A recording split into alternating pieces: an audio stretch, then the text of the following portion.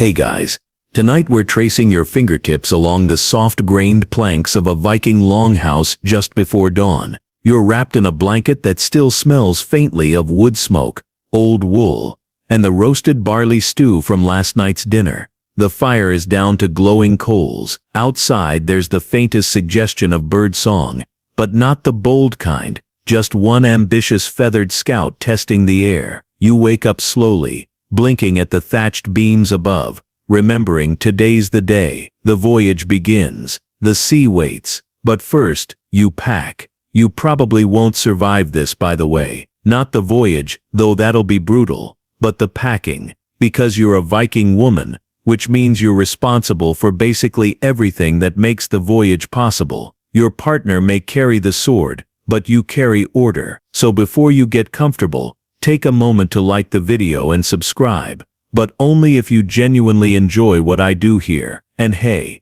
tell me where you're listening from, and what time it is in your corner of the world. I always love seeing how far these sleepy little stories travel. Now dim the lights, maybe turn on a fan for that soft background hum, and let's ease into tonight's journey together. The longhouse smells of damp earth and ash, and your feet find the floor with a practiced shuffle. You move quietly, not because anyone minds noise, but because mornings in the north carry a kind of sacred stillness. You don't break that unless you want an elder to throw a slipper. You slip past the fire pit, still glowing with last night's embers, and begin moving through the sleeping shapes. A cousin snores under a sheepskin. Two toddlers are curled together like kittens. Someone left their boots in the walkway again. In the alcove, your own things are already set out, not packed. No, that comes later, but arranged, inspected, like an offering to the gods of practicality. First, you light the lamp,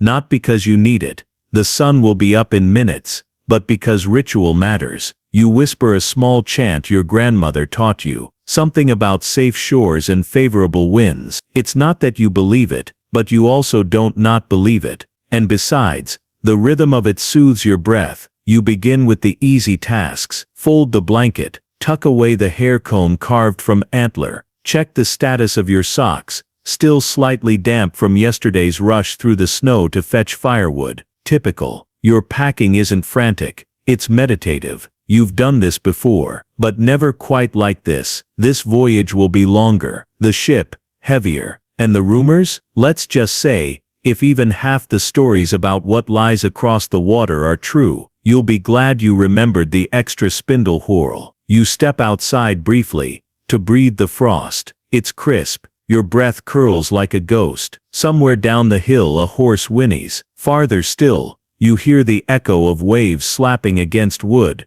The ship, already rocking gently at its mooring, eager to leave before its passengers are ready. Back inside, your fingers brush across the leather strap of your sea chest. Not yet, that comes later. For now you crouch beside the clay pot of ash-soaked soap, and begin the morning cleaning. You scrub your hands with snow, brisk, bracing, definitely awake now, and then, the first stirring, a soft grunt, a shift of furs. Your younger sister, well, half-sister technically, emerges from her pile of bedding, with a mop of sleep hair and the eternal complaint, why is it always you who gets to go? You don't answer, not because you don't love her, but because the answer is complicated. You were chosen because you're clever, because you know what to pack, because you can read weather better than most men read runes, and perhaps, because you're not too loud when the elders make decisions, and not too quiet when they need things remembered. You hand her a scrap of oat bread from last night's feast. She accepts it without thanks. She's still pouting, and curls into a chair with it like a squirrel guarding winter supplies. By now, the longhouse hums with motion. Someone pokes at the fire. Someone else complains about a missing cloak pin. The bread from yesterday's dough is pulled from the embers. Still too hot, still slightly ash-flavored. Still better than anything you'll get once you're 2 days out at sea. Your aunt starts issuing orders, loud ones, the kind of voice that splits air and sends children scurrying. You're grateful for it, oddly enough. She makes it easier to pretend you're not nervous. You begin gathering what's yours. Woolen tunics, 2, one heavier than the other. Underdress of linen, overdress of dyed wool, fastened with turtle brooches. You double-check the cords for wear, rebraid one, rethread the decorative beads, adjust the weight of your belt because yes, you'll be using it to carry half your life. A cousin asks what you're bringing. You smile and say, "Everything I can't live without." She snorts, "So dried cod and your comb." Exactly. She doesn't laugh, but you know she wanted to. You tuck your cloak over your arm and pause at the door, just for a moment. The light is rising now, pink over snow, soft across the hills. It's beautiful and fleeting. You murmur another little prayer, just in case. Then you step outside, ready to begin the long gentle chaos of preparing for a voyage that no one ever feels truly ready for. Section 2. The cold follows you like a polite ghost as you step beyond the longhouse's thick timber door. It tugs at your sleeves and sneaks through the seams of your boots. Not maliciously, just matter of fact. This is the North, after all, and wool is your truest companion. Before the sun has finished its climb over the horizon, you're already dressed in half your wardrobe. Because Viking sea voyages aren't warm affairs. The wind is unpredictable, the spray relentless, and your ship has no roof. You'll spend most of your days exposed to salt, sun, and soggy breezes. So you layer. Always layer. Your first task of the morning is to make sure each layer is just right. Not too bulky, not too thin, not too precious to get soaked or singed. You start with a linen underdress, worn soft from dozens of washings in cold stream water. It clings a little in the shoulders but breathes well. It's not glamorous, but neither are most successful packers. Over that you pull on a thick wool tunic, dyed a faded green with woad. It smells slightly of sheep and ash, which in Viking society qualifies as neutral scent. You reach for your belt, a leather strip with iron fittings, worn and reliable, and slide on your chatelaine. A dangling arrangement of tools and small treasures, a bone needle case, a tiny knife, a key, a pouch of dried berries, all dangling from your hip like jangly credentials. Then come the brooches, not just pretty pins. These turtle brooches, shaped like oval shells, fasten your overdress in place. They're heavy, sure, but each one is a mini story etched, decorated, sometimes inlaid with bits of colored glass or bronze thread. They make you look important. More importantly, they keep your wool exactly where it should be, on you, and not blowing dramatically into your neighbor's face at sea. Historians still argue whether Viking women chose their own brooches or inherited them. Some say they were status symbols, others claim they were simple utility. You say both, because nothing makes you feel more capable than wearing your grandmother's silver pin, while also stabbing it into 4 layers of wool and not screaming. You sit for a moment on the stoop and begin the braid. Ah, the braid. It's not required,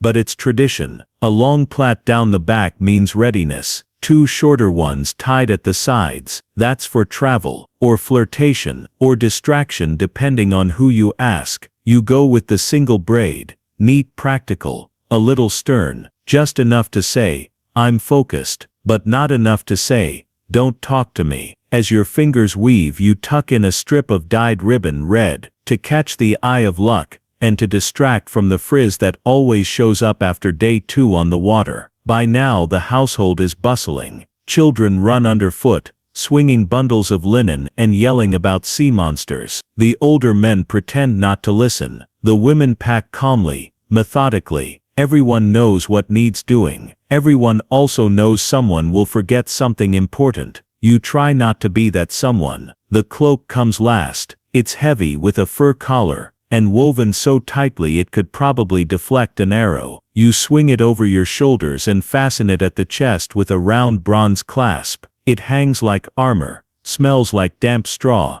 and has at least one patch that doesn't match the rest. You consider this part of its charm. Somewhere nearby, a cousin is wrestling with a cloak of her own, shorter, too thin, fastened with a wooden pin. You give her a look. "I know," she says. "It's my travel cloak," which means she has a nicer one she's leaving behind. Smart. You nod approvingly. At your feet, your shoes are sturdy leather, softened by wear. You check the soles again. Salt water has a way of eating through things. 1 pair of shoes per journey is common. 2 is luxury. 3, only for the absurdly prepared or the famously unlucky. You fall somewhere in between. Tucked beneath your braid is a small amulet. Nothing fancy, just a carved piece of antler on a string shaped like a horse. It's not magical, probably, but you wear it anyway. It was a gift from someone whose name you never got. A market in Hedeby. A brief conversation about weather and fish. He said,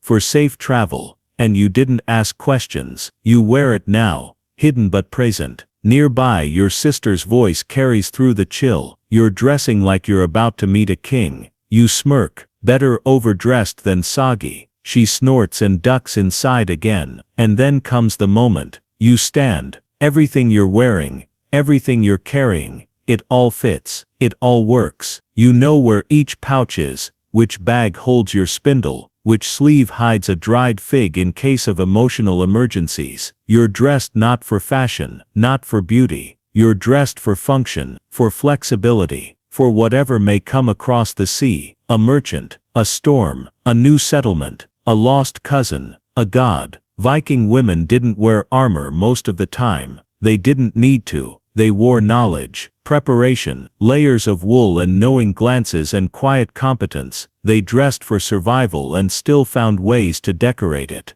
And now, you're almost ready. The sky brightens, someone calls your name, the ship creaks in the harbor, and your feet, wrapped in leather and resolve, step forward once more. Section 3. You kneel in the frost-laced grass just beyond the longhouse, cloak bunched under your knees, and begin the real work, the sorting, the thinking, the part where you must decide which few objects might carry your life across the sea and back again. Your travel bundle sits beside you, half-formed, like a puzzle missing its corners. Woven wool and linen cloth, repurposed sacks, soft leather wraps, each one to be folded, tied, and double-checked with the scrutiny of someone who knows full well the sea is not sentimental. You start with the basics: needles, good ones, bone-handled, fine-pointed, stored in a small roll of dyed felt. You add a length of twine, spun from flax you twisted yourself one anxious summer, a patch kit for cloaks, wool scraps, waxed thread, and a single bronze thimble that doesn't fit your thumb quite right, but you keep it anyway because it was your aunt's, and she used it to sew through sealskin during a thunderstorm once. You fold each item carefully, and slip them into a soft pouch lined with fur. You tie it shut and label it,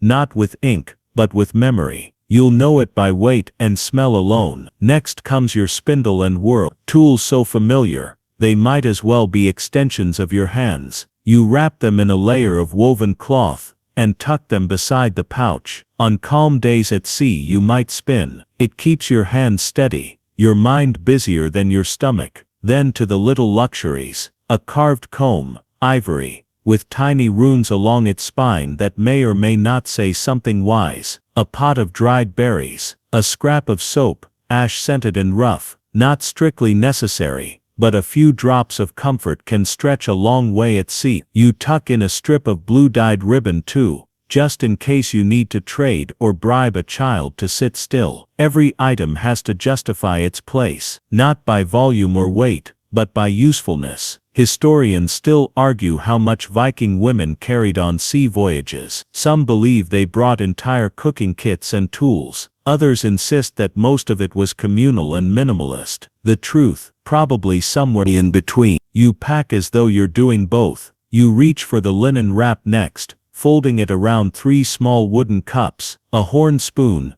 and a lidded jar of honey-soaked herbs. These aren't just yours, they're for sharing. The honey is for sore throats, sea weariness, or bribes. The cups are insurance against being handed one still crusted with old fish. The spoon, sentimental. Your mother carved it for you when you were 10. A cousin shuffles past with a load of boots. He raises an eyebrow. That's a lot for one person. You shrug. Depends how many people I want to be. He nods, impressed but slightly afraid. You add more pouches to the growing pile. A small linen sack of barley, dried, toasted emergency food. Another with beads, polished and dull both, currency in the right market, decoration in the right mood, and a final, smaller one with your knife. A good blade, simple, sharp and honest, not for show, for cutting rope, gutting fish, maybe slicing bread if anyone has remembered to pack any. You wrap it in thick felt,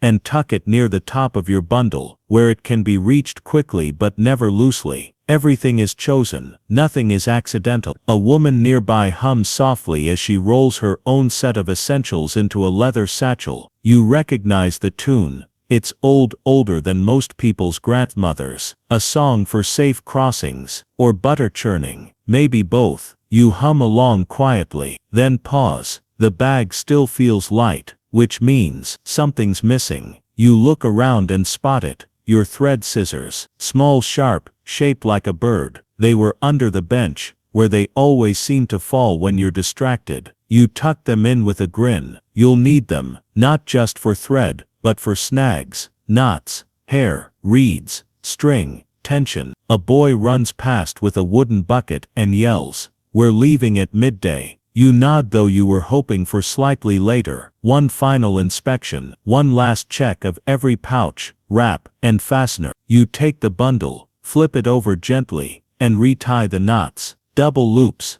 tucked ends, not too tight. If the sea throws you, this bag might float, might survive, might hold something together, even if you don't. A soft thump at your side. It's your sister again. She's brought you a slice of oat cake, burnt on one side, still warm. You eat it in 3 bites. She doesn't talk, but she watches your packing with a kind of reverent judgment. She points at the honey jar. "You're taking that." You nod, even though you yell at me when I eat too much of it. You nod again. She considers, then says, "I hope it breaks." You hand her a sliver of dried fish from your bag. She accepts it wordlessly and walks away. As you fold the final layer of wool around your bundle, the wind shifts. Not much, just a breeze curling inland off the water, but it smells like salt now, like fish, like waves, and distance, and goodbyes. And your hands, still holding the twine, suddenly feel steadier than your breath. Section 4. You run your fingers along the edge of the sea chest, tracing the grain of the wood like it's a story you're reading for the 100th time. Smooth in places, splintered in others. A chest that's traveled more than some people ever will. And now it's yours to fill. You open the lid slowly. It creaks in that honest wooden way that tells you it's doing its job. Hinges still stubborn, corners still stubborner.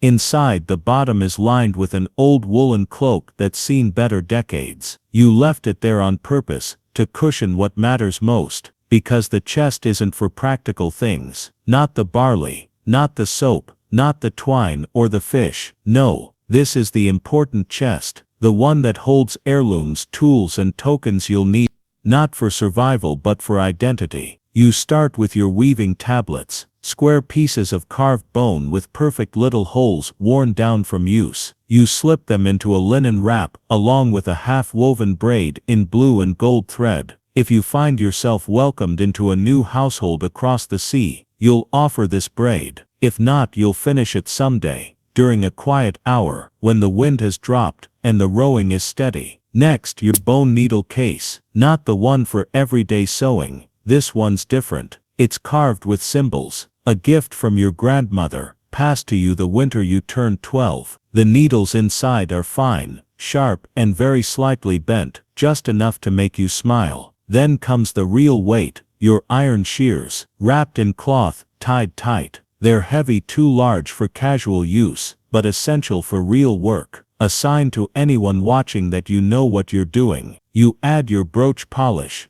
a scrap of chamois cloth, and a bit of beeswax, wrapped in parchment, because if you're going to be wearing your best pins in foreign lands, they'd better shine like sea ice at sunrise. Then comes the jewelry pouch, small, tied with red thread, soft from years of use. Inside, 2 bronze rings, one slightly misshapen, 3 glass beads, in mismatched shades of green, and a pendant made of amber. You only wear these for ceremonies, trade negotiations, or when you're trying to look intimidating in a polite way. Historians still argue how wealthy Viking women truly were. Some point to the ornate grave goods, the imported fabrics, the sheer number of combs. Others remind us that for every rich burial, there are a dozen with nothing more than a single iron knife. But here, in your hands, is your truth, not rich, but prepared, not grand, but careful. You tuck in a small leather-bound bundle of runes, not for casting, at least, not in public, but for grounding. Each carved symbol carries weight, story, memory. You've used them before, late at night, when storms howled louder than the crew. You may not believe in fate, but you respect pattern. A cousin passes behind you, arms full of wool and muttering something about knots that never stay tied. You smile without looking up. In the chest side compartment,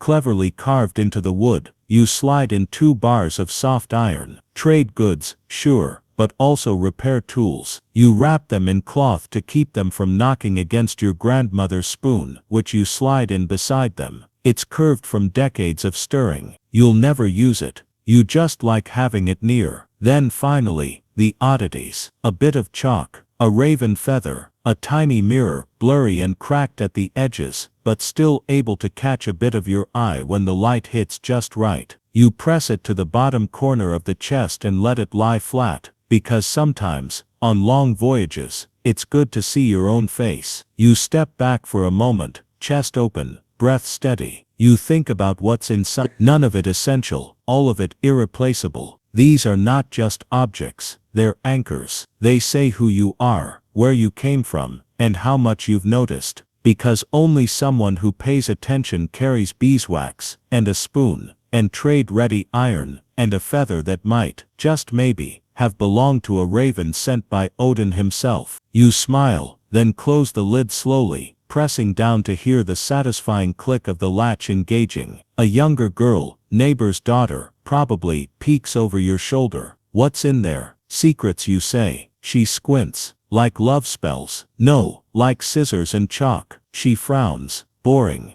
Exactly. You don't bother explaining. She'll understand someday. You tie the chest with its traveling strap, and slide it toward the pile of gear by the door. It's heavier now, but not by much. Heavier, in meaning than mass. You stand, stretch, wipe your hands on your apron. The air smells like yeast and wet wool. The ship's outline is visible in the distance, its dragon-headed prow already bobbing as if impatient to leave. Someone shouting about needing more buckets. Someone else is shouting back with even less information. You glance once more at the chest. You know what's in it. You also know you'll forget something. Everyone always does, but not the important things. Those are packed, and tied, and waiting. Section 5. The kitchen smells like yesterday. And that's not a compliment. Boiled fish, sour milk, a whiff of burned barley crust, but beneath all that, the unmistakable tang of salted preservation, your true companion on the sea. You roll up your sleeves. It's time for the unglamorous part, packing food for 14 days, and 6 appetites. The hearth is glowing low, but the stew pot from last night still radiates a ghostly warmth. You lift the lid out of habit. Just a few barley grains clinging to the sides, now dry and slightly tragic. Someone should clean that. Not you. You've got enough to manage without playing stew detective. On the bench sits your food bundle, mostly prepped, linen wraps, earthenware jars, a few stoppered leather flasks, and a stack of flat bread that could double as emergency armor. You begin with the fish, dried, smoked, salted beyond reason, cod, mostly, a bit of herring. The kind of food that's chewy enough to keep jaws busy, and salty enough to preserve hope. You portion it into small bundles, each tied with twine, and wrapped in birch bark, to keep the worst of the damp out.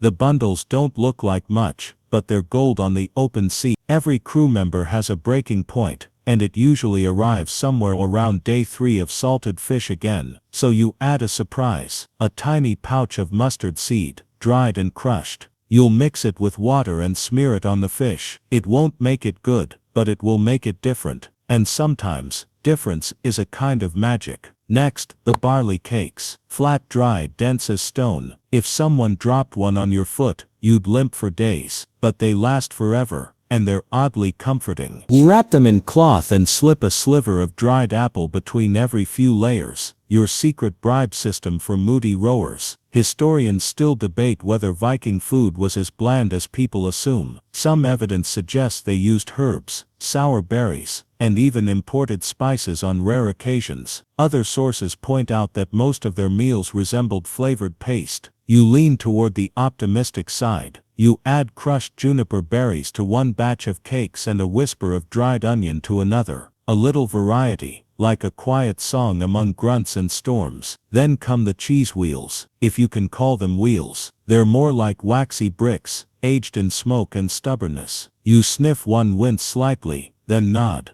Perfect. The smell is aggressive, sure, but that's part of the appeal. Cheese that travels well should scare you a little. You wrap two in leaves, one in oiled cloth, and one in nothing at all. That one's for someone who deserves it raw and unbuffered. You add a jar of dried peas, mostly for soups, but also for throwing at seagulls, if it comes to that, and a tiny clay pot of lard. It's lard. It doesn't spoil. It doesn't change. It just is. Then the drink. Ale, of course. Not the good stuff. That's staying behind for the elders to argue over. What you're bringing is cloudy, slightly sour, and sealed in waxed leather flasks. You test each seal. Tight, slightly leaky. That one you reseal with pine resin. It'll hold, probably. You debate packing honey water, but it's too precious. And mead makes people fight, then cry. You need your crew grumpy, not poetic. You pack a small flask of spring water instead, just for you. And then the final item, a bag of hazelnuts. These are your secret. No one knows you have them. You'll share eventually, but only with the deserving.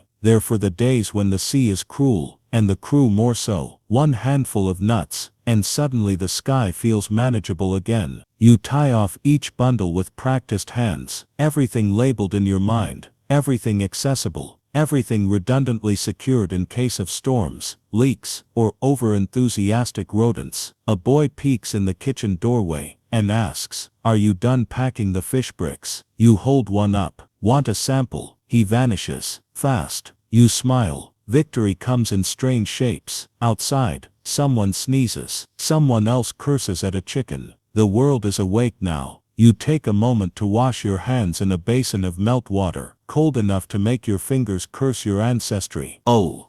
You step back and scan the bundles. Fish, bread, cheese, soup bits, bribes, all accounted for, all ready, and suddenly it hits you. This is it. These bundles, plain, lumpy, slightly smelly, will be your pantry, your kitchen, your comfort for the next 2 weeks. There'll be no hot meals, no fresh berries, no forgotten bowls of porridge in the corner. Just this, what you've packed, what you've chosen. You give it all one last pat, not for function, for reassurance, like tucking in a child before a long night. Then you tie it closed, hoist it to your hip, and carry your tiny portable world back toward the ship. Section 6. You move more slowly now. Bundle of food nestled at your side, the weight of preparation pressing gentle thumbprints into your back. But there's one more thing you won't leave without.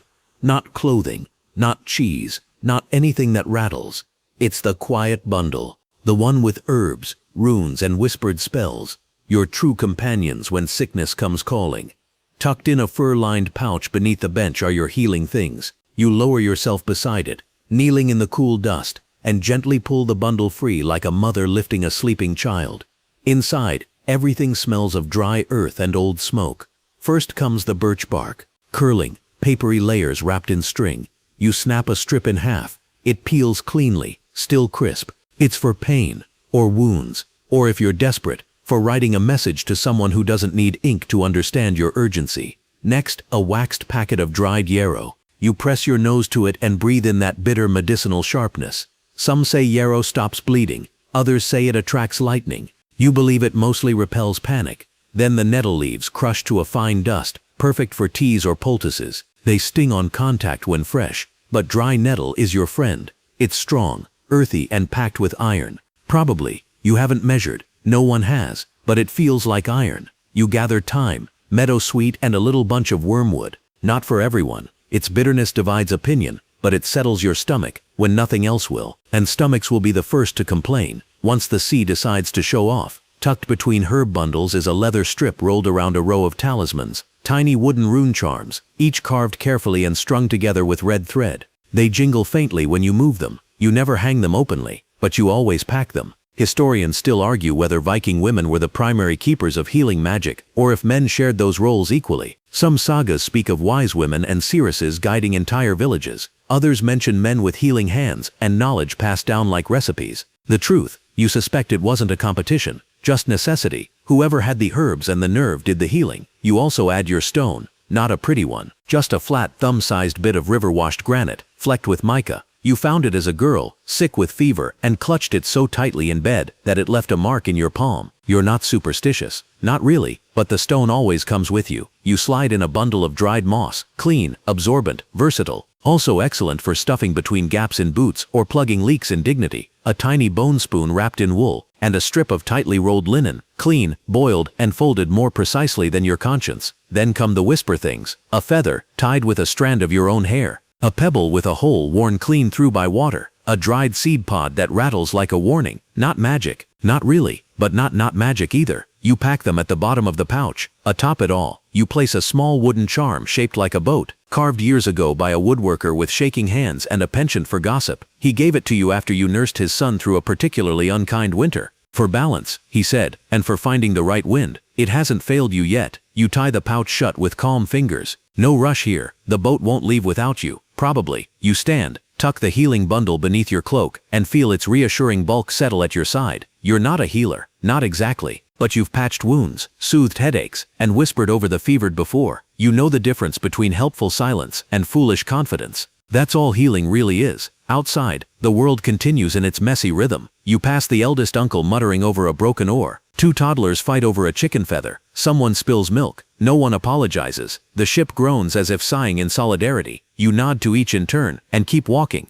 At the boat's edge, a woman asks, "Did you bring anything for seasickness?" You raise an eyebrow. You mean for you, or for the sailors who smell like old herring? Both. You pull a tiny packet from your belt and hand it over. Chew on this when the horizon starts wobbling. She opens it, sniffs, and recoils. That's disgusting. Exactly. She pockets it with gratitude masked in mild offense. The usual. You climb aboard the ship again, just to find your place. Not to sit. Not yet. Just to see how it feels. Salt stings your nose. The deck creaks. A gull circles lazily overhead, like a poorly written omen. You smile. You know you can't stop what's coming. The sea will do what it wants, but you've packed for it. In jars and pouches and feather bundles. In memories. In quiet choices. If someone gets hurt, you'll be there. If someone falls ill, you'll help. And if someone scoffs at your feather hair knot charm, you'll smile and say, "It worked last time," which is the most Viking answer of all. Section 7. You crouch by the bench again, this time beside a pile of cloaks that smells like lanolin, wood smoke, and 3 different kinds of ambition. The others are here too. Friends, cousins, neighbors, busy folding, rolling, stuffing woolen layers into bags that always seem to shrink when you need them most. The air hums with the soft rustle of fabric and the low drone of gossip, that timeless Viking multitasking, folding cloaks while dissecting social chaos. You tug your own cloak from the line. It's heavy and dark, the hem singed slightly from that time you tripped near the fire pit last Yule. Still holds warmth though. You pat it like a pet. To your left, Astrid is rolling her husband's cloak so tight it may never unroll again. She huffs. He says he'll do it himself. You think he knows where the dry one is. You don't answer. You know better. She goes on, barely waiting. And he's packed 3 tunics. 3. Who's he trying to impress? The fish? You chuckle softly, shaking out a second cloak, one with a bronze clasp shaped like a bear. Maybe the fish have standards. On your right, Thora is quiet. She's folding a child's wrap, blue-stitched, patched elbows, fraying at the collar. Her hands are careful, eyes somewhere else. You nudge her knee. You all right? She nods without looking, just trying not to cry on the good wool. Valid. One by one, the cloaks become compact rolls, each tied with cord, notched with a family mark, or bundled with a sprig of heather. Because even on the open sea, it's nice to smell like the hills now and then. You reach for the last cloak in the pile, and find a surprise tucked into the folds, a small linen pouch. You raise an eyebrow. Astrid grins. That's mine. Dried raspberries. Don't tell the men. You pretend to zip your lips, but you both know you'll trade one for a comb within 2 days. Historians still argue whether Viking women really joined sea voyages in large numbers. Some say yes. Evidence from graves, textiles, and sagas. Others claim it was rare, reserved for elites or exceptional circumstances. But the voices around you, smoothing sleeves, tying knots, complaining about husbands, say otherwise. You're not just here. You're part of the reason this ship will survive. A teenage girl drapes herself across a stack of bedding and sighs dramatically. I heard we might stop in Hedeby. Thora perks up slightly. If we do, I'm buying salt that doesn't taste like sadness. Astrid smirks. I'm buying thread. The good kind. Dyed. From far away. The kind men always mistake for being too expensive. You say nothing. Just smile to yourself. You have 1 silver coin sewn into the hem of your tunic. Not for thread. Not for salt. For stories. For a story-shaped thing. Whatever that might mean. Once you get there, a boy runs past with a handful of turnips and a feral grin. No one asks why. You tie your cloak bundle with twine, knotting it thrice. Not because it's necessary, but because it's satisfying. Astrid bumps your shoulder. What do you think they're saying about us? You glance at the men across the yard, where gear is being loaded, axes counted, flasks overfilled. Probably wondering if we remembered to pack the drinking cups. They'll figure it out when they try to sip from a fish bladder. Thora finally laughs, soft and unexpected. You all freeze briefly, then return to your work as though nothing happened. Viking stoicism demands it. Still folding, you spot an older woman slipping a cloak into the communal bundle. She pauses, looks up at the sky, mutters something under her breath, and then turns to leave. You know her, never married, sharp-tongued, always smells faintly of mint and vinegar. You call after her. Did you curse this one? She raises a hand. Blessed. Probably.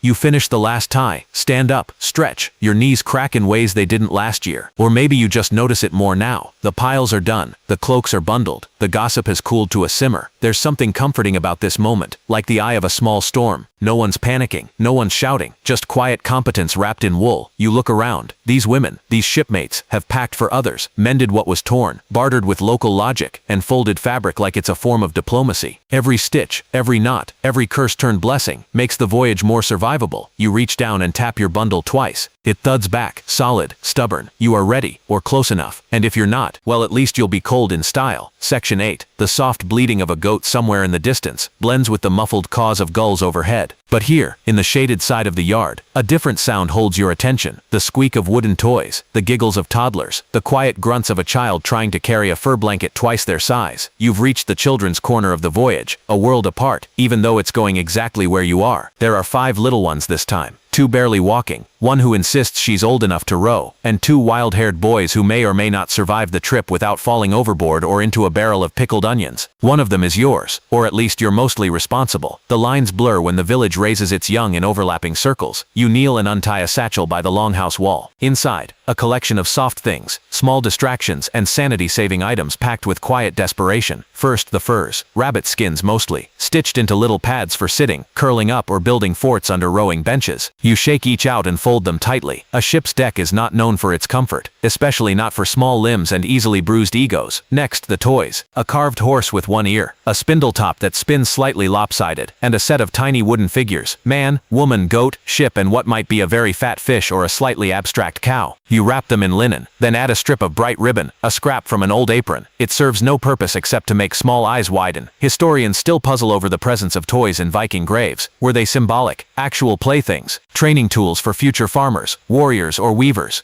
You lean toward the simplest answer. Kids got bored back then too. You also pack 2 leather slings, 1 for carrying the youngest across your chest, 1 to tether the not-so-youngest when curiosity becomes a safety hazard. Because there's nothing like losing sight of a toddler just as the wind picks up and someone drops an oar. You tuck in a bag of dried berries. These are not snacks, they are bribes, emergency currency. They can stop crying, settle arguments, and make a child forget they've been sitting in fishy humidity for 6 hours straight, almost. Then come the bedtime things. A bit of scented moss stuffed into a pouch, a carved comb for hair that resists all logic, a small fabric doll with mismatched eyes, 1 sewn with care, the other replaced in a hurry after someone threw her into a cooking fire last spring. You give the doll a little pat. She's survived more than some raiders. Nearby 2 girls try to fit inside a barrel. You let them. Better now than later. When that same barrel is full of drinking water, you check the waterproof sack again. It's full but balanced. You'll carry it yourself, not trusting even the best sailor to understand why the comb has to be next to the doll, not the berries. A child tugs your sleeve. Do whales eat boats? You squat down to meet her eyes. Only the ones that sing out of tune. She blinks. Then we're safe. Probably. You rise slowly, adjust your cloak, and carry the sack toward the ship, where a corner has already been unofficially designated as the child zone. It's marked by 2 cushions, a knotted rope to hang onto, and 1 very resigned goat. You stash the sack under a bench, layering the furs on top so the children have something soft to curl into during long days of endless sky and the rhythmic thump of oars. You add a small seashell beside 1 cushion, a silent gift. they'll find it later. Then you climb back down and return for more. There's always more. Another mother hands you a bundle. Blankets clean. Mostly. He insists it smells like horse. I told him that's honor. You nod solemnly. He's not wrong. You stash that too, making sure nothing fragile sits beneath it. Later, someone will ask why there's a comb wedged inside the food barrel. You'll say it's child logic. They'll nod, and never bring it up again. The sea is no place for children, which is precisely why you pack for them so carefully. Soft furs, quiet games, gentle routines. You won't always be able to stop the storms, but you can give them a place to hide under your cloak and chew on a slightly too dry berry. A boy plops down beside you, holding out a stick. Sword. You take it. Very sharp. He beams. You hand it back. Use wisely, or at least, not at the goat. He nods, unsure, probably going to try anyway. The goat, wisely, moves a little farther away. You lean back against a barrel and take a breath. Packing for children isn't like packing for grown sailors or sensible wives. It's not about survival. It's about continuity. You're not just bringing them on a voyage. You're planting them in a story, giving them the tools, smells, textures, and laughs that will one day become their version of this trip. Half remembered, slightly exaggerated, but stitched with warmth. And if you're lucky, maybe they'll remember that you packed the doll, or the seashell, or the comb with the green thread. Maybe they'll even pass it on. Section 9. You lean back briefly against the hull, the wood warm from the morning sun, and already beginning to whisper its creaks and complaints. Your hands rest on your lap, quiet for the first time in hours, and then you feel it, that familiar tug.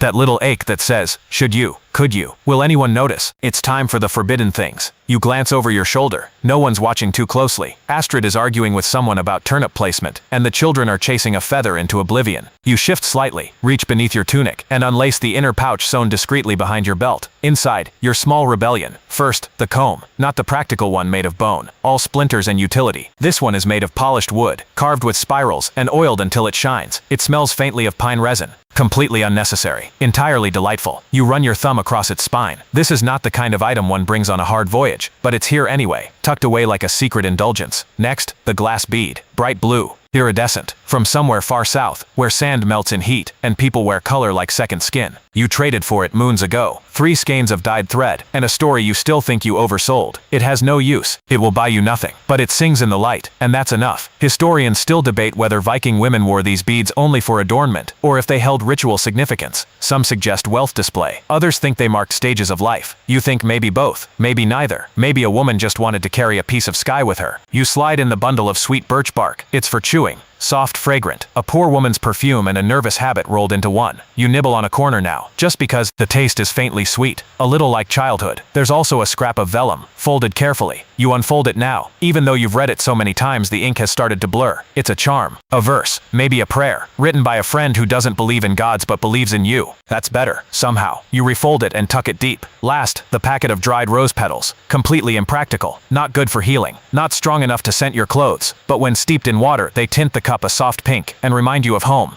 You pack them anyway, because someday on a gray sea with nothing but wind and fish and other people's stories, maybe you'll boil water and just sip pink. You tie the pouch again, slipping it back beneath your tunic, resting its weight just below your ribs. It's light, inconsequential, entirely unapproved. Astrid walks by with a smirk. You didn't pack the blue bead, did you? You shrug. Who would be foolish enough to risk glass at sea? She raises an eyebrow. You. Fair. She sits beside you, brushing sawdust off her skirt. I hit a sketch. You blink. Of what? My husband. Naked. You snort loud enough to startle a chicken. You win. She grins. I always do. You both fall into a companionable silence, the kind that only forms when two people are collectively misbehaving in small, survivable ways. Not far off, a man calls out for a rope he swears he left by the crates. Another insists someone's moved his boots. A third curses quietly at a knot that refuses to untie. Chaos. Contained. You glance up at the sail, still furled but stirring faintly in the breeze. The horizon is wider now. Closer. You press your hand against your chest, where the pouch lies tucked between layers, hidden from the world but never from you. Because sometimes survival isn't just about rations and cloaks and sea chests. Sometimes it's about packing the one thing no one expects you to need: joy. A glint of bead, a curl of birch, a smell of something soft and beautiful in a place that's neither. That's the real rebellion. That's what makes you not just a traveler, not just a helper or a healer or a mother, but a person who insists on carrying herself fully across the sea, even if no one else ever knows.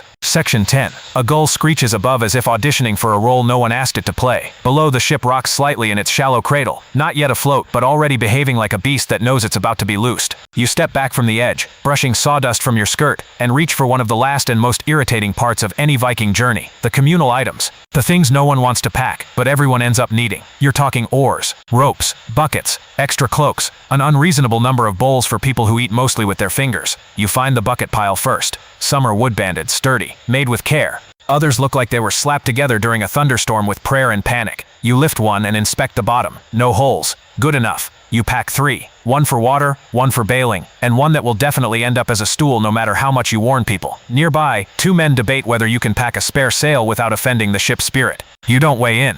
You simply roll the fabric, tie it with hemp, and mutter a line from an old weather charm just in case. It never hurts. Then comes the worst job, hauling the oars. They are long, they are awkward, they are heavier than they look, and they multiply when you're not looking. You drag the first few to the deck, laying them beside the benches where they'll live until someone snaps one in a fit of rage or seasickness. The others you stack against the hull, secure with rope, and silently vow to let someone else untangle them later. Historians still argue whether Viking ships carried multiple spare oars or simply trusted their rowers to not break them. Evidence from wrecks and finds is inconclusive, but one look at your crew, and the child chewing on the corner of a tiller, tells you that backup oars are a very good idea. You pass Thora, trying to wedge a lumpy sack beneath a bench. What's in that? Cooking gear, ladle, skillet, small cauldron, and a rock. You blink. A rock? She shrugs. It's lucky. You nod slowly. Does the rock know that? She doesn't answer, just smiles in that vague way that means this conversation is over. You move on. You find the storage netting, coarse, knotted rope suspended between benches like a primitive hammock. You test its strength, then begin sliding bundles inside, the extra cloak, the waterproofed bread bag, and one enormous onion that somehow became everyone's mascot. Its name is Eric. You pat Eric on the head and tuck him gently between the cheese bricks. Then you spot it, the pot, the big blackened iron pot, the one no one wants to carry, the one that's been on more voyages than any living sailor and smells like 10 years of dried stew and decisions made in the dark. You sigh and lift it by the handle. It groans.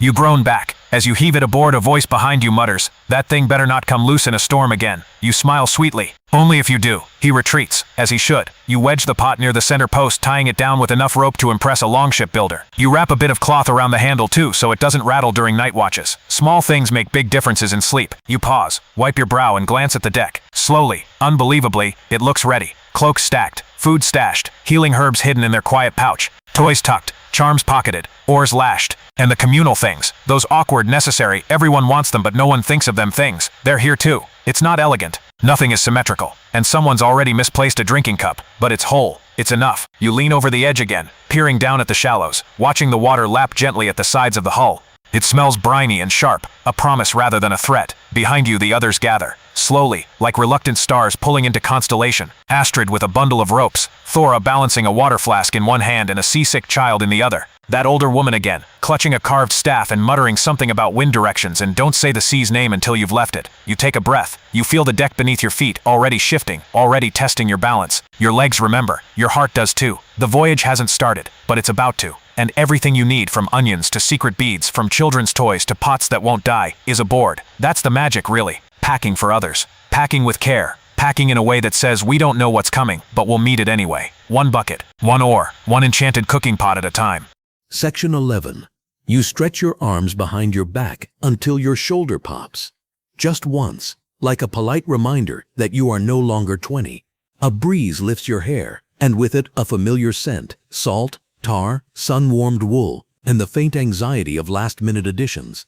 Because no matter how well you plan, there's always something left behind, or suddenly remembered, or smuggled in by someone who swears they packed light. Today, that someone is Frija, arriving late with a pack that looks ready to burst. She grins. Guess who brought 6 loaves of rye bread, and their weight in dried pears? You glance at the sky, the gods. She shakes the bundle like it's filled with coins. Also a chessboard, hand-carved. I made it during winter. 2 pieces are missing, but we just say they're invisible now. You open the nearest storage sack, wiggle things around, and make room for her contributions. The bread smells divine, but the chessboard has teeth. It nips your thumb as you slide it under a fur roll. Nearby, a young man hurries over, flapping his arms. Has anyone seen my boots? No one answers, because everyone has seen them, and deliberately ignored them. They've been dangling from the mast for the last hour, like 2 extremely defiant fish. You point upward. There's your problem. He squints, groans and begins climbing. You make a mental note not to help if he falls. It builds character. Then come the creatures. You knew, of course, that someone would insist on bringing a hen, and someone else a cat. The hen is clucking indignantly in a wicker cage. The cat is already asleep in a pile of cloaks like it invented ships. You don't question it. You just adjust the cloaks so she doesn't shed too much on your herbs. Historians still debate whether Viking voyages regularly included animals, besides the practical ones like sheep or goats. Some archaeologists Archaeological digs suggest yes. Others argue those remains were from before or after the journey, not during. What's certain is this: if a Viking woman could sneak in a comfort animal, she probably did. Especially if that animal was very judgmental and good at catching mice. You help hoist the hen's cage onto the deck, tucking it near the bow where the morning sun will keep it warm. A child volunteers to be the hen's guardian. You suspect this arrangement will last until precisely the first poop. Next, the water skins. 6 are full, 2 are leaking slightly. 1 smells vaguely like last year's fish stew. You mark that one for rinsing several times. You loop them onto pegs hammered into the mast, and test the tension of each. If they swing too far, they'll knock someone out mid-row. You're not saying that happened before, but it definitely happened before. A cousin approaches, juggling 3 more sacks. Can we fit this? You blink. What is it? Guess. You don't want to. He drops the sacks at your feet. It's soap, made from ash and lard, for trade, and teeth, I think. You open one. It does indeed smell like ambition and regret. You reseal it quickly. There's no room in the main hold, so you wedge the soap under the rowing bench, wrapping it in spare sailcloth to keep it from contaminating morale. And finally, inevitably, there's a bundle of scrolls, thin bark pieces, inked with trade notes, route plans, family names. One has a surprisingly beautiful drawing of a goat riding a wave. You ask no questions. You find a small wooden box, line it with felt, and place the scrolls inside. It clicks shut with a sound that feels final, almost. You glance around. Everyone is now pretending they're done. But you see the last fiddles, the secret pockets being stuffed, the coins being sewn into hems, the personal things no one talks about unless asked twice, gently. You have your own secrets packed too. Of course you do. A folded scarf with a woven pattern no one else uses, a clay pendant shaped like a bear, passed down for 3 generations. You wear it now, tucked into your bodice, where it lies warm against your skin. One by one the crew trickles toward readiness. You lean against the railing, arms folded, watching as people take their places, some on benches, some curled into corners, some sitting cross-legged with knees knocking together in quiet anticipation. You hear someone say, "We leave at dusk," and that's when it truly lands in your chest, the stillness before movement. Every last thing is aboard. Bread, buckets, beads, scrolls, soap, creatures of both fur and feather, pieces of lives, lovingly squashed into spaces smaller than memory. The deck hums with packed weight and restless energy. You exhale slowly, palm brushing the smooth top of a packed crate. There is nothing else to do now. You are ready. And if you forgot something, well, someone probably packed too. Section 12. You sit now, not fully settled, not quite at ease, but perched in that liminal space between anticipation and action. The deck beneath you sways ever so slightly, tugged by the tide though the ship is still tied to shore. It feels like a promise and a dare. Evening is slipping in at a slant. The sun, low and wide, bathes the longship in syrupy gold, turning the oars into stretched fingers and the ropes into glowing threads. A gull glides past like it knows everything. It probably does. Now comes the last task before departure, the quiet rituals, not the loud ones. No horn blasts or shouted blessings yet. These are smaller, private, things done more for comfort than spectacle. You reach into your belt pouch and pull out a small stone, dark and smooth, worn by years of handling. It's nothing special, just a river stone, but it's yours. You tap it 3 times against the deck and whisper a line your grandmother once muttered when sewing hems during storms. Nearby, Thora is braiding her hair with a thin strip of red wool. Not for fashion, though it does look lovely, but as a marker. Red wool for protection. She tucks the final loop behind her ear and hums under her breath, a tune with no known name but a rhythm as old as cold nights and crackling fire. Astrid sharpens a knife, not because it's dull, but because sharpening things gives her a sense of control. Every stroke across the whetstone is a measured breath. A boy, barefoot, sunburnt, climbs onto a barrel and announces, "I name this voyage the Great Floating Cheese Smell." His audience claps. You do too. It's a strong contender, all things considered. Historians still wonder how much ritual factored into Viking voyages. Some sagas mention blessings, omens, even sacrifices. Others focus solely on logistics. But here and now, in this moment of hushed preparation, the lines blur. Belief wraps itself around habit, and habit becomes its own kind of magic. Someone lights a twist of resin-soaked bark. The scent wafts through the air, sharp, clean, ancient. One by one, people waft their hands through the smoke, not quite touching it, but letting it pass through their fingers like fog. A woman kneels at the bow and sprinkles a pinch of ground sea salt onto the deck. She whispers to no one and everyone, for steady waves. You nod, quietly echo, and steady hearts. A young girl tugs on your tunic. "Can I put my necklace in the water, just for luck?" You kneel beside her. The necklace is simple, string and shells. You dip it gently into the tide, lapping at the hull's edge. The sea doesn't protest. She smiles, takes it back, and ties it around her wrist instead. Another child ties a tuft of horsehair to the mast, so it runs like the wind. He says solemnly, "It's upside down," and it catches on a loose nail immediately. But the symbolism is strong. Someone places a single coin under the frontmost bench. You pretend not to see it. These aren't grand gestures. They won't appear in the sagas, but they are real, and they matter. You move along the deck slowly now, checking knots you've already checked, tracing lines with your fingertips as if the texture will tell you whether the gods are in a good mood. At the ship's edge, you find a familiar pouch tied with blue thread. You recognize the stitching. It's Thora's. You untie it gently and open it. Inside, dried lavender, a scrap of wool and a sliver of flint. No instructions, just presence. You retie it and hang it near the water flask where it will swing softly when the ship rocks. A soft voice beside you murmurs, "I packed a joke." You glance sideways. Astrid, of course. "A joke," she nods. "A good one. Not dirty." "Well, mostly not dirty." She doesn't elaborate. You don't ask. The light is shifting now. Less gold, more amber. The wind lifts slightly, tugging at cloaks and loose threads. Someone coughs. Someone else spits overboard. Then silence. And in that silence, you feel it. The weight of what you've packed. Not just physically, but emotionally. Every small object, every careful fold, every hidden pouch and whispered charm. It all speaks. It says, "I was here. I cared. I carried something for someone who couldn't." And maybe, just maybe, it says come back. Because departure is not just a matter of lifting anchor. It's a release. A letting go of everything not stitched, wrapped or whispered into place. You press your palm flat against the hull one last time. Feel the grain, the pulse. This ship isn't just a machine. It's a container for hope and bread. And that chessboard with the missing bishop. The moon is visible now, faint and pale, like it's not quite ready to commit. The stars are still backstage, rehearsing their lines. And you are standing here, packed, prepared, not perfectly, but meaningfully. And that's what carries you. Section 13. A hush ripples across the deck, not imposed but arrived at, like a tide. The kind of silence that only happens once, all the talking is done, and everyone is waiting for something older than sound. The ropes are untied. You hear them slap softly against the sides of the hull, then drift off into the water's dark embrace. Someone says we're floating, and so you are. The ship gives a long rolling sway, the kind that rearranges your balance without your permission. You plant your feet slightly wider, feel the weight of every packed item beneath the boards, cloaks, oars, beads, onions, dolls and secrets, all of it shifting, finding its place in this strange floating world. You grip the railing and look out, not at land, not at the sea, but at the space between. That's where you're sailing now. Departure isn't a drumbeat. It's a slow exhale. A boy mutters, "Are we there yet?" Someone throws a bit of hard bread at him. No one says sorry. Astrid, always the poet, leans beside you and murmurs, "Now begins the long forgetting." You nod, because she's right. As the shoreline grows smaller, things begin to fall away. The burned patch on the cooking hearth, the goat that bit your cousin, the sound of your neighbor arguing about carrot placement for the third week in a row. Those things don't matter now. Not here. What matters is the horizon, and the boat beneath your feet, and the gentle creaking of rope against wood. Historians still argue whether Viking women felt fear when leaving shore, or pride, or numb practicality. Some say these journeys were routine. Others say each one was a leap into myth. You suspect it's all true. Sometimes even in the same moment. The oars dip into the water, one by one at first, then in rhythm. The sound is hypnotic. Splash, pull, creak, breathe. It pulls you in. You close your eyes for a second, let your body sink to the rhythm. You open them to find the stars have arrived, not all at once, but shyly, blinking into place. One here, one there, like a story stitching itself together across the sky. Someone lights a torch, not bright, just enough to see the outline of a face, the shimmer of oil on the blade of a knife being checked just in case. Your fingers find the ridge of your pouch. You press it flat against your body, feeling the familiar shapes, bead, bark, charm, petals, still there, still yours.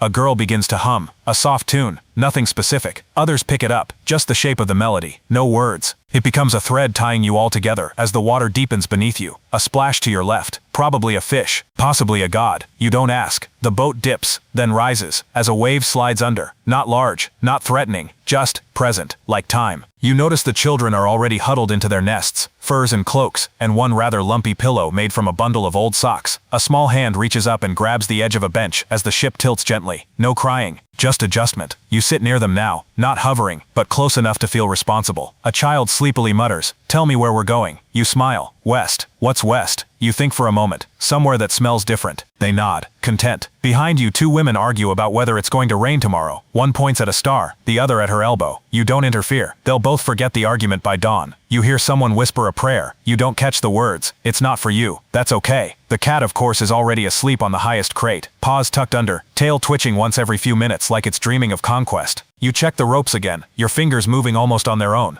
Not for fear, just for rhythm. It helps, because now comes the real journey. Not the packing, not the pushing off, but the being in it. The floating, the endless horizon, the sleep that comes in shifts, and the dreams that smell like salted wood and sweat, and something you forgot to say before leaving. You curl into your cloak, let the sway carry you, let the stars get closer, and let the land forget your name for a while. Section 14. You wake, or half-wake, to the sound of water licking the hull, soft, rhythmic, like a lullaby that's forgotten most of its words. Around you, bodies shift under cloaks and furs, settling moving again like sacks of grain that breathe. It's darker now. The moon has crept up, casting silver over the water like a spilled secret. The stars above are wide awake. You, less so. The ship rocks slightly. Someone coughs. Someone else, maybe Astrid, snores with the confidence of a person who truly believes nothing bad happens at sea if you sleep in a specific orientation. You adjust your position and feel the familiar bulk of your pouch press against your ribs. Still there, still grounding. Now in this in-between time of night voyage and half sleep, your mind wanders toward navigation. Because, well, someone has to be thinking about it. And if no one's up, it might as well be you. You shift toward the front of the ship, careful not to wake the child tucked under your elbow. You pull the spare cloak tighter, breathe into the collar for warmth, and fix your gaze on the horizon. Of course there's nothing on the horizon, just darkness. But if you squint, no, not with your eyes, with that old quiet part of yourself, you begin to feel the direction. You think of the sunstone, that odd little crystal used not to see but to find the sun, even when it's hiding. Historians still debate whether it actually worked, or if it was one of those things everyone pretended to believe in, because it made someone feel important. But either way, you have one tucked in the basket of herbs, not for actual use, just in case. And then there's the birds. Someone released a raven at sunset. If it comes back, you're still far from land. If it doesn't, well, hope it found somewhere nicer than here. You're pretty sure it did. It was a smug bird. You run your fingers along the ship's side, rough in places, smooth in others, like the ship remembers every voyage it's ever taken. And now yours is part of its story. You spot a faint glow ahead, phosphorescence maybe, or just your imagination finally getting creative from hunger and moonlight. You reach into a nearby crate and pull out a crust of dried bread. It's hard enough to qualify as a building material. You gnaw on it anyway, not for taste, but for motion. Don't chip a tooth, someone mutters from the shadows. Thora, of course. You glance at her. I thought you were asleep. I am. Don't ruin it. You both fall silent again, sharing the bread because that's how bread works at sea. No asking, just existing near it with hope. She adds softly, did you notice the stars are different out here? You nod. Or maybe we are. That earns a smile. She pulls her cloak over her head and disappears again.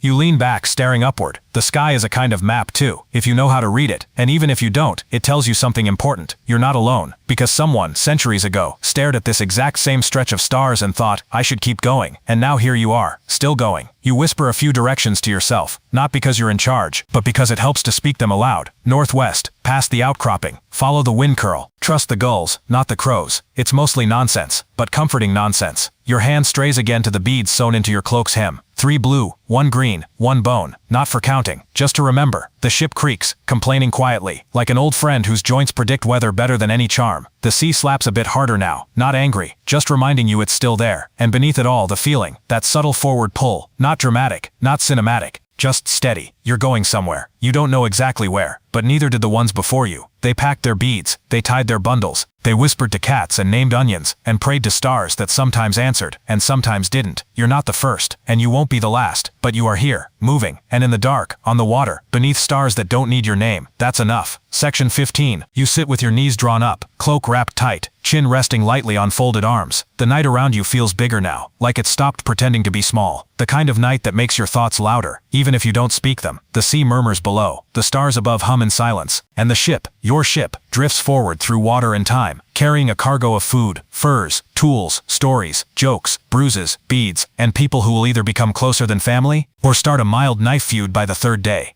Someone has lit a lamp near the mast. Its glow spills across the deck, pooling into soft gold puddles that flicker as the ship tilts. You watch as a young woman threads string through her fingers, tying knots you don't recognize. She catches your gaze. For luck, she says. Or memory. You nod. Sometimes they're the same. She smiles and ties one more knot. Now comes the last job. The invisible one. The one no one ever talks about, because it doesn't pack into a bag or lash to a mast. You must decide to belong. That's the truth of it. You've packed your belongings, tended the animals, sharpened the tools, even survived the communal cheese incident. But now you have to place your heart here. On the ship. In the voyage. In the people. Because without that you're just baggage. So you make the decision. Quietly. Internally. No fanfare. You look around and say, not out loud, but deep enough that the wind hears it. I am here. I choose this. You close your eyes for a moment and breathe. Really breathe. Inhale brine, wood smoke, fur, herbs. Exhale every second guess and everything you meant to say and didn't. You are not a passenger. You are part of this. Part of the hands that row. The voices that sing. The eyes that scan the horizon. The minds that remember things others forget. The ones who pack not just objects but meaning into corners. Historians still debate how Viking women carved out power, whether it came from domestic command, or spiritual knowledge, or sheer grit. Maybe it wasn't one thing. Maybe it was all of it, plus a very sharp spoon and the ability to outstare a chieftain into behaving. You adjust the ties on your boots, the right one's already loosened. You retie it slowly, then pat the cat who has slunk over and settled beside you like a judgmental water bottle. She purrs. You blink at the horizon, and then it happens. Just the faintest stripe of gray along the edge of the world. Not quite dawn, not quite night. The pause between. One child stirs, a crewmate stretches and nearly smacks themselves in the face with their own elbow. Someone mumbles, "I think we're near land." You say nothing, because now it's time. Time to shift from packing to arriving, from preparing to becoming. You glance down at your fingers. Salt lines the creases now. Your nails are already rimmed in sea. You lean forward and whisper to the ship, "We're ready." And you are. Not perfectly, not completely, but in the way that matters. The way that says we showed up, we brought what we had, we're not turning back. And now, as the light brightens and the sea stirs again, you can finally allow the day to come. Because you packed everything essential, including yourself. Wind down. So now, as the light softens and the first shadows of morning stretch across the water, you begin to rest. The ship still rocks gently beneath you, cradling each bundle, each whispered hope, each mismatched item that somehow made it aboard. You feel your eyes drift closed, not from exhaustion, but from arrival. You've reached that quiet edge, not of a place, but of peace. The sea's hush wraps around your ears, while the creak of timber and the flap of sail blend into a lullaby older than language. Each sound tells you, it's okay now, you're safe, you're seen. You remember the laughter over crooked stitching, the soft hum of a tune with no words, the moment your hand brushed the hull, and you felt the voyage hum back at you. It's all here, floating with you. Let yourself drift now, let the water carry you. There is nothing else to pack, nothing to fix, nothing to prove. Only this moment, only breath, only stillness, rocked by slow waves, and the warmth of belonging. Let go, let sleep find you, like the gentle tide returning home. You are carried, you are enough, and you, brave voyager, are deeply, completely at rest.